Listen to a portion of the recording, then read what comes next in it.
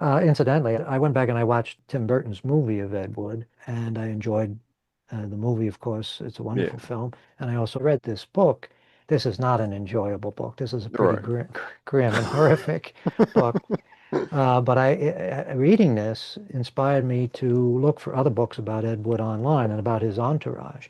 And I Right. came across a book by a fellow by the name of Bob Blackburn.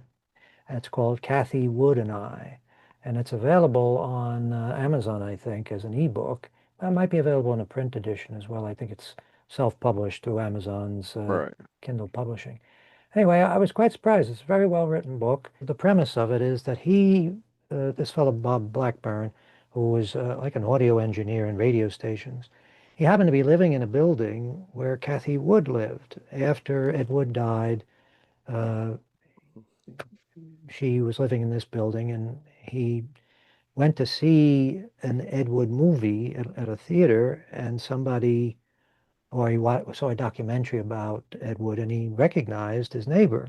So he Right. introduced himself to her, and he pretty much became her friend and assistant through the last few years of her life.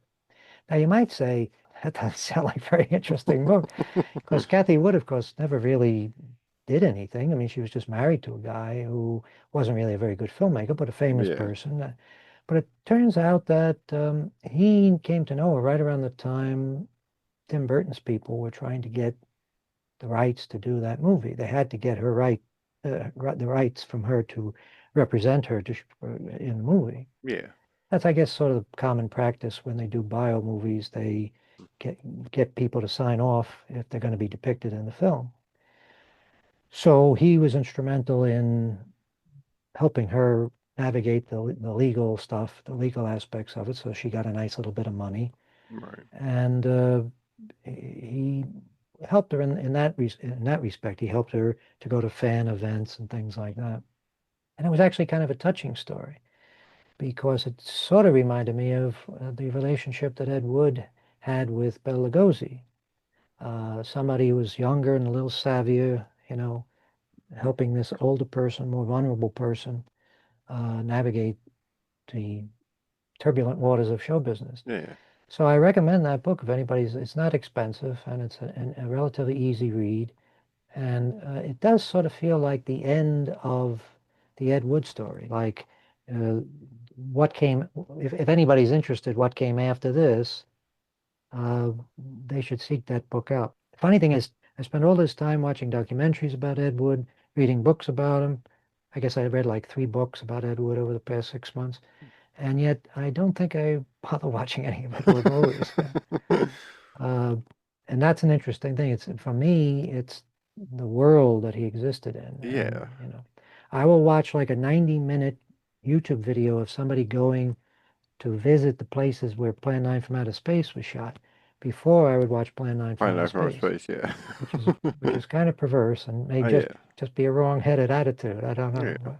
Well, that's what I think made that Tim Burton movie so good was it was just an interesting character, right? Interesting characters that him and the people around him, and that's what made that better than any of the Ed Wood films. Yeah, yeah. There was no self-awareness in any of the Ed Wood films, so it was very difficult.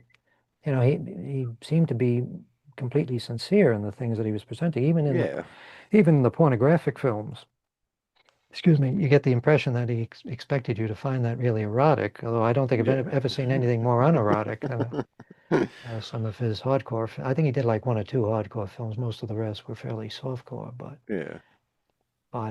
he was. It's a sad story, and if you just read Nightmare of Ecstasy, you get a little bit of the flavor of that sadness, that tragedy.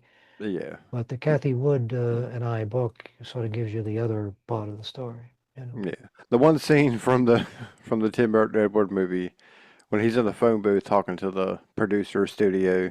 Ah, you didn't like it. All right, I'll do better next time. I'm like, I felt so bad for him, like, because Yeah. he's trying to stay upbeat and Uh, positive, and it's like, yeah, inside he's sitting there thinking, I'm not going to make it.